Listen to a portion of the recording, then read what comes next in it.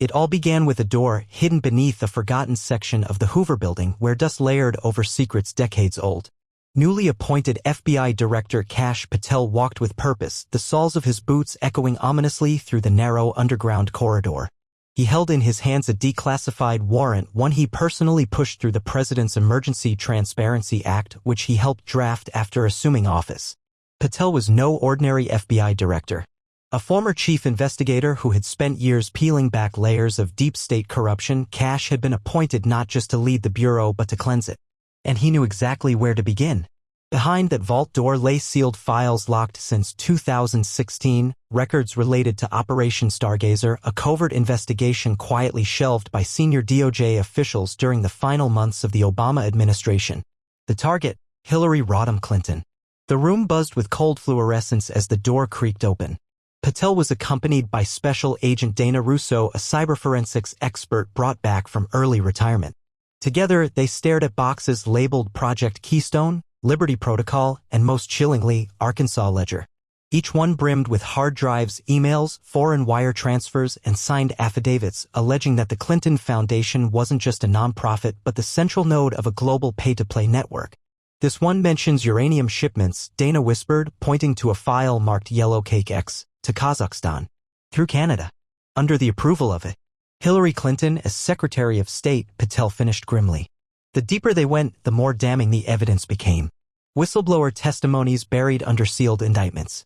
Names of foreign nationals tied to both donor lists and arms shipments. Even biometric data logs suggesting secure building access by individuals on international watch lists. But the final nail was found inside a hardened flash drive tucked away in a sealed envelope marked Eyes Only, Director Brennan. Dana decrypted it within minutes. It was a recorded video call between a senior Clinton aide and a former Ukrainian energy minister offering diplomatic support in exchange for a multi-million-dollar donation and influence in an upcoming Eastern European election. Kash stood back, stunned. This wasn't just corruption. It was international treason. "We can't just hand this off to Congress," Dana said, her voice shaking. "This is explosive. This could shatter the Democratic Party." "No," Kash replied. "This shatters the illusion. The American people have the right to know." But it wasn't going to be easy. The moment Patel signed the order to reopen Operation Stargazer, alarms went off not just in Washington, but in New York, Brussels, and Riyadh. Phones burned. Media allies scrambled. And the Clinton machine, dormant for years, roared back to life. Within 48 hours, Patel's office was hit with anonymous death threats. A break-in occurred at the home of Agent Rousseau, nothing stolen, but her dog was poisoned. Even the Bureau's own internal servers faced massive cyberattacks traced to private security contractors once affiliated with the DNC. Still, Kash didn't flinch. He assembled a Black Ops investigation team known only as Task Force Oracle, made up of trusted ex-military analysts, whistleblowers, and rogue insiders who had nothing left to lose and everything to expose. Their mission, not just to investigate, but to bring down the Clinton Cartel once and for all. 3 weeks after the uncovering of Operation Stargazer, the air inside the FBI's secret outpost in Quantico buzzed with intensity. Kash Patel stood before a room of 13 men and women, each one handpicked for their loyalty to the Constitution, not to a political party. These were former intelligence agents, war veterans, cyber sleuths, and one deep-cover asset who had once operated inside the Clinton Foundation's Foreign Outreach Division. "We don't leak," Patel said, placing a folder labeled Stargazer Manifest on the table. "We don't run to the media. We move in silence, until it's time to make noise so loud the whole damn world hears it." The team nodded. Their first target, the financial arm of the Clinton operation. For over a decade, billions had moved through various shell corporations, most notably Bluebridge Initiative, a supposed health nonprofit operating in Haiti, Sub-Saharan Africa, and parts of Eastern Europe. Oracle tracked the money trail using old NSA code repurposed by Dana Rousseau and an ex-CIA defector named Marcus Renner. What they found made Patel's stomach churn. $33 million, Dana reported, scrolling through encrypted ledgers. Disbursed through 9 entities to accounts in the Cayman Islands. The beneficiaries? Former state officials? And shockingly, 3 current sitting U.S. senators. Patel clenched his jaw. He had expected corruption, but this level of collusion, bipartisan collusion, meant the cancer had spread deeper than imagined. Meanwhile, a new voice emerged. Her name was Leah Monroe, a whistleblower and former State Department liaison under Hillary Clinton's tenure. Protected by a sealed immunity agreement, she testified to the existence of an inner circle known as the Eclipse Council, an informal group of political elites, foreign diplomats, and corporate magnates who operated above the law. Their meetings were secret, their minutes never recorded, but their influence shaped global policy. Leah handed over a decrypted video of one such meeting, held at a private estate in the Hamptons in 2014. There she was, Hillary Clinton, seated at the head of a mahogany table, flanked by European oligarchs, Saudi investors, and a handful of American tech moguls. On the agenda, resource rights in Africa, refugee relocation deals, and media influence strategies to silence dissenting voices in the 2016 election. Hillary wasn't just planning a campaign, Leah whispered. She was orchestrating an empire. Patel played the video 3 times. The footage was damning. Legally ambiguous, perhaps. But politically? It was radioactive. As Oracle compiled their findings into what would be called the Quantico report, Kash contacted the one person in Congress he believed could be trusted, Senator Royce Mallory, a war veteran and constitutional hawk who had long criticized the intelligence community's murky ties with establishment elites. When Mallory read the first few pages, his face paled. "This isn't just corruption," he said. "This is a shadow government." Patel nodded. "And I intend to pull them into the sunlight." The plan was simple: present the findings before a select Senate subcommittee with independent media presence. No closed doors.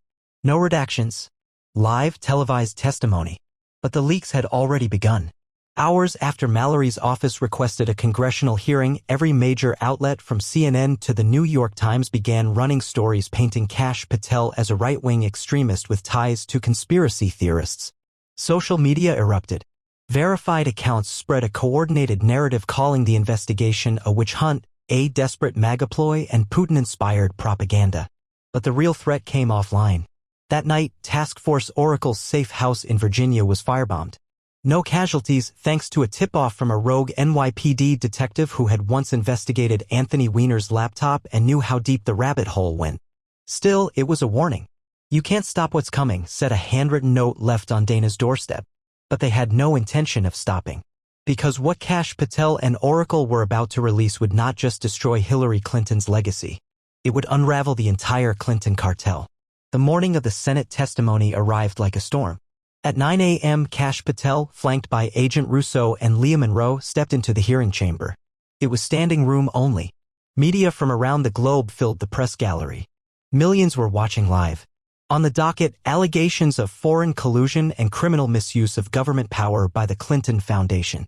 Senator Royce Mallory called the hearing to order. "Kash Patel," he began, "you've alleged that members of a former presidential administration engaged in racketeering, influence peddling, and international bribery. We ask that you proceed carefully and truthfully." Kash stood tall. "Senator, I have no agenda but the truth." For the next 4 hours, Patel laid it all bare. The documents. The wire transfers, the footage, the secret meetings, the testimonies. Dana Rousseau walked the panel through the forensic trail, connecting offshore accounts to Clinton-aligned NGOs and foreign governments. Leah Monroe then gave a chilling first-hand account of diplomatic deals brokered through threats and favors, some involving child trafficking cover-ups disguised as humanitarian missions. The room fell into stunned silence. And then chaos. An aide burst into the hearing room mid-session, whispering urgently to Senator Mallory. The senator's eyes widened. He slammed his gavel. "We're in recess." Everyone was ushered out. Outside, the news had broken. A federal judge in New York had just unsealed an emergency indictment against Kash Patel. The charge? Obstruction of justice and unlawful surveillance during his time as a national security aide. It was a Clinton play straight from the old book Classic Lawfare. Fabricated charges from a loyalist judge. Media outlets erupted. MSNBC labeled Patel a traitor in the government. The Views panel called him the next Edward Snowden. Hashtags like #LockUpPatel and #DeepStateCleanup trended within minutes. But Kash was ready. He calmly turned to the press. "I expected this," he said. "This is exactly how the machine operates. Intimidate, distract, destroy. But I'm not backing down. Task Force Oracle activated emergency protocols. Marcus Renner, the ex-CIA analyst, went dark, traveling to a secure vault in Zurich where a digital dead man's switch had been established. If anything happened to Kash or Leah Monroe, the entire Quantico report would be uploaded to a blockchain-hosted mirror, irreversibly public. And then the final card dropped. A mysterious audio recording leaked to the independent news platform True Liberty Wire. It was a phone call between Hillary Clinton and a major Silicon Valley donor. "I want that report buried," Hillary said. "I don't care what it takes. Shut them up. Burn the servers if you have to." Authenticity confirmed by voice analysis. The backlash was instantaneous. Suddenly, the tide shifted. Fox News, News Nation, even a few reluctant voices on CNN started questioning the Clinton machine. International media picked it up. France 24, Al Jazeera, and Australia's Sky News aired pieces titled, "The Empire Behind the Woman." Protests erupted outside the Clinton Foundation's New York headquarters. Whistleblowers began coming forward. Anonymous former staffers, State Department clerks, tech executives, all corroborating elements of the Quantico report. And yet, Hillary Clinton doubled down. She appeared on a primetime interview that night with a well-known MSNBC host. "This is all fiction," she claimed, smiling. "Conspiracy fantasies fueled by a rogue FBI director and alt-right propaganda. I've dealt with worse. I'll survive this too." But the smile didn't reach her eyes, because she knew the dam had cracked, and soon it would break. Kash Patel sat in a secure room inside the FBI's makeshift command center in West Virginia, surrounded by encrypted monitors, task force liaisons, and a dozen coffee cups half-drained by the weight of a rebellion no one thought would reach this far. The moment had come. Task Force Oracle uploaded the Quantico report to over a dozen decentralized blockchain networks. The files were hosted in Iceland, Switzerland, Singapore, and the dark web. A worldwide release. Uncensorable. Undeniable. Irreversible. Within minutes, headlines flooded the globe. Clinton Cartel exposed, global influence, child trafficking, foreign collusion revealed, True Liberty Wire. Quantico report shatters political establishment, FBI director declares war on corruption, Sky News. Breaking. Senate opens criminal inquiry into Hillary Clinton's foundation dealings, Fox News. The fallout was seismic. The Clinton Foundation's offices in New York were raided by federal marshals. Documents were seized. Bank records frozen. The organization's main site went offline. And then came the resignations. Dozens of former Clinton staffers, Democratic donors, and foreign consultants quietly cut ties, deleting tweets, wiping websites, and lawyering up. At the heart of it all was Task Force Oracle, still operating in the shadows, releasing more fragments of the puzzle every hour. Signed wire transfer logs from Russian and Qatari entities. Video clips of campaign operatives discussing illegal election tactics. Secret Service memos detailing off-book travel to known cartel territories. Even allies began to flip. One of Hillary's closest political operatives, Julian Braddock, struck a plea deal in exchange for full cooperation with the FBI.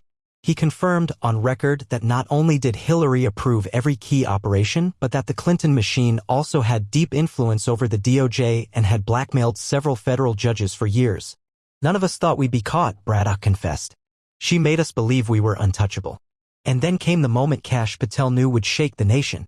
President Thomas Harrington, long considered a neutral centrist, gave a live national address from the White House. "My fellow Americans," he began, "the revelations contained in the Quantico report are deeply troubling. I have directed the Justice Department to pursue criminal investigations wherever they may lead, including former high-ranking officials.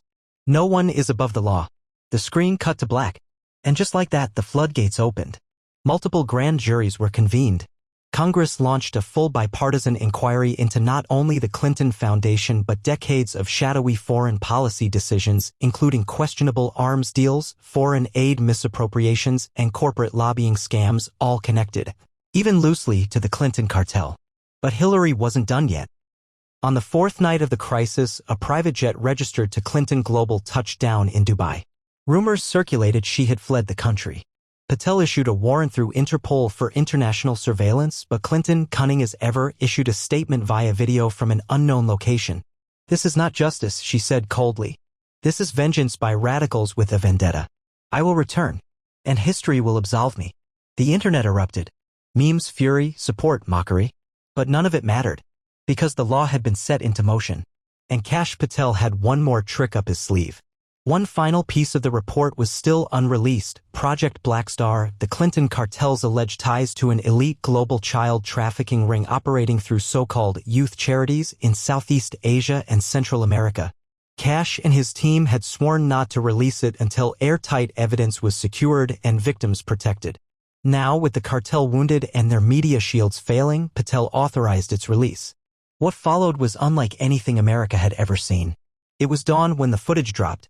A 47-minute documentary compiled by Task Force Oracle titled Project Black Star, The Children They Sold, went live across decentralized platforms. Narrated by a survivor named Sofia Alvarado, the video revealed the horrifying scope of the Clinton-linked trafficking pipeline. Satellite imagery, customs logs, and diplomatic travel records showed a decades-long pattern of charity visits that coincided with spikes in missing children reports, especially in disaster-stricken regions where U.S. aid was funneled through Clinton-controlled NGOs. One name appeared again and again: Pax Humanitas, an international charity with strong connections to Clinton Global Initiative and, more disturbingly, a history of disappeared whistleblowers. Sofia, now 29, recounted how she was taken from Honduras at age 12 during a rescue mission after a hurricane. Promised shelter, she was trafficked across borders for 2 years. Eventually rescued by Interpol during a sting operation in Amsterdam, she had spent a decade trying to speak up, ignored or silenced every time. Until Task Force Oracle found her. I saw her, Sofia said, voice trembling as footage cut to a blurred photo from 2012. She smiled, shook hands, and called us the future. Hillary Clinton. She was there. And she knew. That single video shattered the last remnants of the Clinton defense. Twitter imploded. Major media outlets, once defensive, now scrambled to catch up.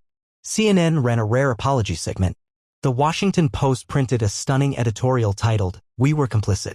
Protests spread across the country: New York, Dallas, Atlanta, Portland.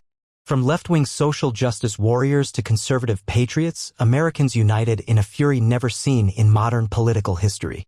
The message was clear. No one, not even a Clinton, is above justice. Then came the breaking point.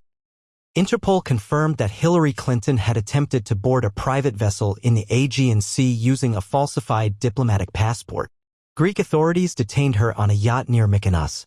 Within hours, she was extradited to the U.S. under federal escort, landing at Dulles International Airport at 3:14 a.m. The image went viral. Hillary Clinton in handcuffs, flanked by U.S. Marshals, had bowed under a midnight sky.